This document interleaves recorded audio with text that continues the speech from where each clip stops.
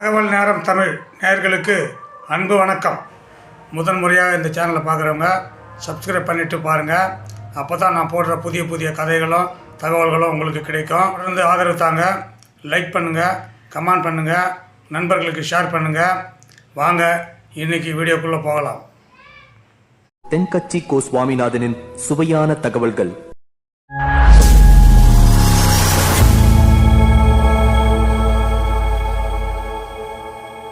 இப்பெல்லாம் நம்ம ஊரில் மாமியார் மருமகள் ஒருத்தர் நல்லா புரிஞ்சுக்கிட்டு நல்ல விதமாக தான் இருக்கிறாங்க பல இடத்துல. அதனால் நான் இப்போ சொல்ல போகிற கதையை கேட்டுவிட்டு இந்த காலத்தில் அவ்வளவு மோசமாக யார் சார் நடந்துக்கிறாங்க அப்படின்னு கேட்டு யாரும் சண்டைக்கு வரக்கூடாது. இன்னொரு உண்மையையும் சொல்லிவிடுறேன். அதாவது இந்த கதையை நமக்கு எழுதி அனுப்பி இருக்கிறதே கொஞ்ச நாளில் மருமகளாகவும் அதுக்கப்புறம் கொஞ்ச காலத்தில் மாமியாராகவும் ஆக போகிற ஒரு நேயர் தான். சரி, இந்த கதைக்கு வருவோம். அதாவது ஒரு சின்ன குடும்பம், அந்த வீட்டில் மாமியார் ஆட்சி, அவங்க வச்சது தான் சட்டம். பிள்ளையாண்டான் எப்படின்னா அம்மா சொல்கிறதையும் கேட்டுக்குவான், மனைவி சொல்கிறதையும் கேட்டுக்குவான், நமக்கு என்னத்துக்கு வம்புங்கிற டைப்பு. மருமகள் பேரில் குறை கண்டுபிடிக்கிறதுலையே அந்த மாமியாருக்கு ஒரு சுவாரஸ்யம். சின்ன சின்ன விஷயத்துல எல்லாம் குத்தம் கண்டுபிடிச்சிக்கிட்டே இருக்கிறாங்க. பொதுவாக எல்லாரும் எப்படின்னா ஏதாவது ஒரு காரணத்துக்காக சண்டை போட்டுக்கிட்டு இருப்பாங்க. அந்த அம்மா எப்படின்னா ஏதாவது ஒரு சண்டையை போடுறதுக்காக காரணத்தை தேடிக்கிட்டு இருப்பாங்க. அப்படி ஒரு மனசு. அந்த மருமக பொண்ணு பாவம் பயந்து பயந்து ஒவ்வொரு காரியமும் செஞ்சுக்கிட்டு வந்தது. இப்படியே பல வருஷம் ஓடி போட்டுது. அந்த மாமியாருக்கும் ரொம்ப வயசாகிட்டுது. இருந்தாலும் அந்த பழைய சுபாவம் மட்டும் மாறவே இல்லை.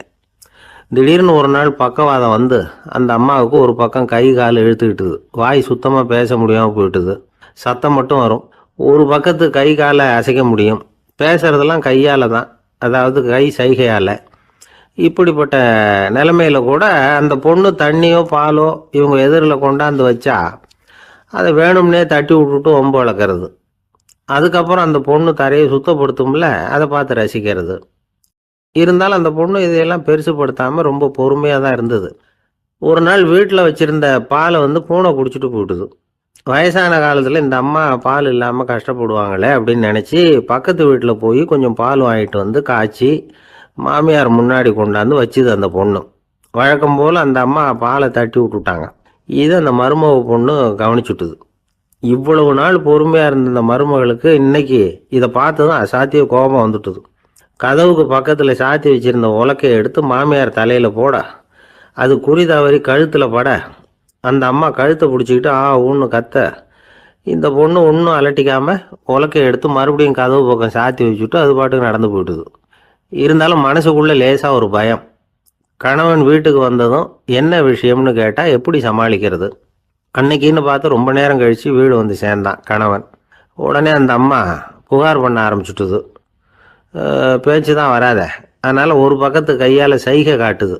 கதவுக்கு பக்கத்தில் இருந்த உலக்க பக்கமாக கையை நீட்டி காட்டி, அப்படியே அந்த கையை தன் கழுத்துக்கு பின்பக்கமாக சுற்றி காட்டி நாக்கை வெளியில் நீட்டி நடந்த விஷயத்த புரிய வைக்கிறதுக்கு முயற்சி பண்ணுது. இவனுக்கு ஒன்றும் புரியல. என்ன சொல்கிறாங்க அம்மா அப்படின்னு மனைவிகிட்ட கேட்குறான். அதுக்கு அந்த பொண்ணு ரொம்ப புத்திசாலித்தனமா, என்னங்க உங்கள் அம்மா சொல்கிறது உங்களுக்கு இன்னும் புரியலையா? அவங்க உங்களை பார்த்து என்ன சொல்கிறாங்கன்னா, ஏண்டா உலக்க மாதிரி நிற்கிற, சாக போகிற எனக்கு சங்கிலி எதுக்கு, என் கழுத்தில் கிடக்கிற இந்த சங்கிலியை கழட்டி என் மருமக கழுத்தில் போடுறா அப்படின்னு சொல்கிறாங்க அப்படின்னு தான். ஓ அப்படியா விஷயம்னு சொல்லி அம்மா கழுத்தில் இருந்த சங்கிலியை எடுத்து மனைவி கழுத்தில் போட்டுட்டு, அம்மா உன் விருப்பப்படியே போட்டாச்சு, இனிமேலாவது நிம்மதியாக படுத்து தூங்கு அப்படின்னு சொல்லிவிட்டு உள்ளே போயிட்டான். பார்த்தீங்களா கதையை? அதனால தான் மாமியார்கள் சைகை காட்டுறதுன்னா கூட இனிமேல் ஜாக்கிரதையாக இருக்கணும். இந்த கதை பிடிச்சிருந்தா உங்கள் உறவினர்களுக்கு நண்பர்களுக்கு ஷேர் பண்ணுங்கள். தொடர்ந்து இந்த சேனலுக்கு ஆதரவு தாங்க. நன்றி, வணக்கம். தங்களின் பொன்னான நேரத்திற்கு நன்றி. வாழ்க வளமுடன்.